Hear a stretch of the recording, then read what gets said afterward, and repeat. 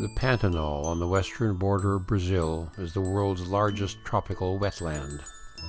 To reach the Pantanal, we leave the city of Cuiabá, take many kilometers of pavement, then more of gravel, until we come to the entrance portal.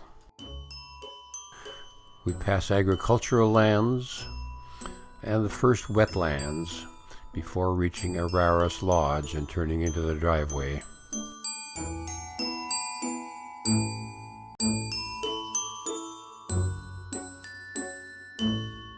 Once we are settled in, our guide, Tony, walks us around the lodge for a few minutes of orientation. At the airport, we are 440 above sea level, meters above sea level.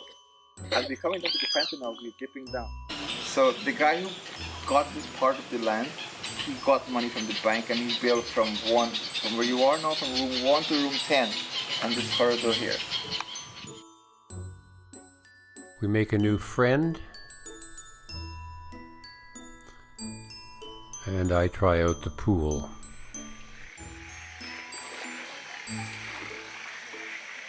The grounds are bright with hibiscus and many other flowers which I regret to say I cannot name.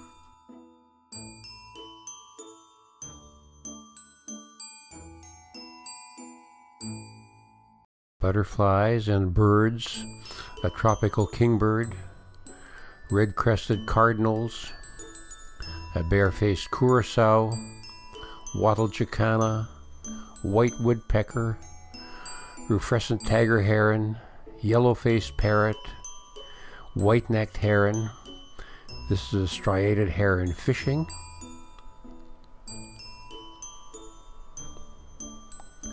And a greater rhea, one of the many that was constantly wandering the grounds.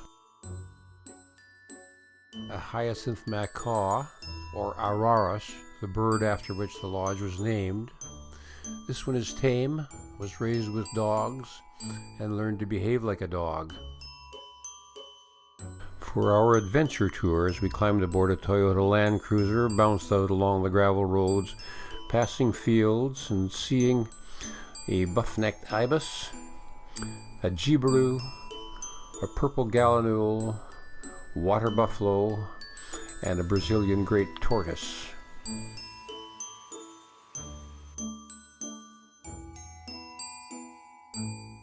On our nature walk, Tony showed us the main food of the wild hyacinth macaw, the urucuri palm nuts. Water inside. Yeah. And this is what the hyacinth macaws eat. The blue macaws, this is what they eat. Just as what's inside here. We paused, hearing the cry of a chachalaca, saw a termite's nest,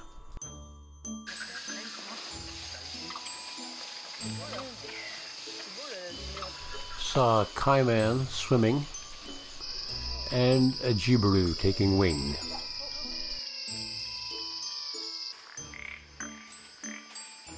Back along the main road, and a pause for a beer at the roadside bar.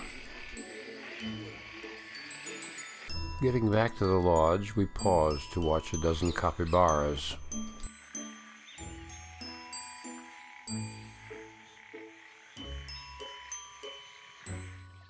Another day, Tony leads us on an evening walk, past the great kiskadee, smooth-billed Annie, a caiman, through the jungle to a 25-meter tower.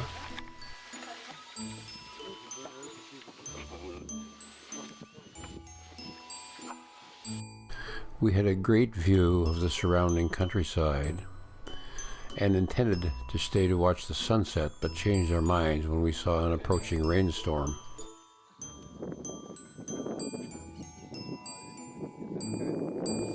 Back to the lodge just in time.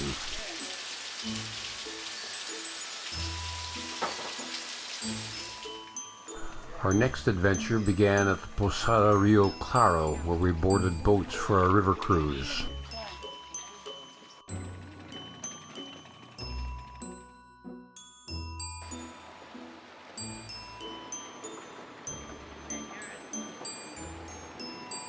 Saw a black-collared hawk, an anhinga, a white-necked heron, a ringed kingfisher, an iguana,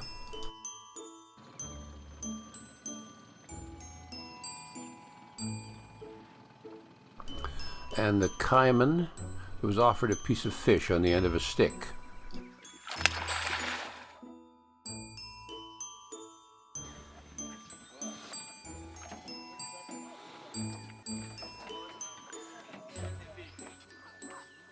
Back at the dock, another caiman, one that seemed to be almost a local pet. Though you'll notice the guy keeps well away from the jaws. And apropos of nothing, out at the other side of the field I saw a pig. For the next expedition, the tourists required a lot of instruction. No, you like over first? Oh.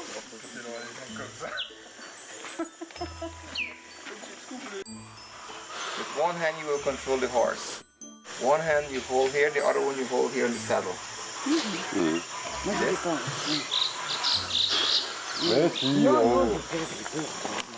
So if you want to go this way, just turn it the other way. To go forward, you kick him on his belly, and you go like, and he goes. To stop, you pull back and let go. If you pull back and keep pulling, he'll go backwards. He'll go backwards. Okay? If there are trees in front of you, branches, you either duck this way or this way. Never forward, because he can bring back his head and eat your mouth. Okay. Once instructed, we sallied forth sedately.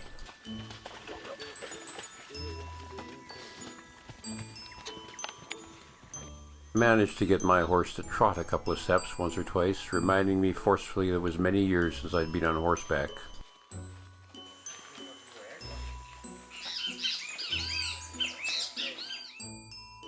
On our final day, I was taken for a brief visit to the farm associated with the lodge. Then, nothing left but the road out.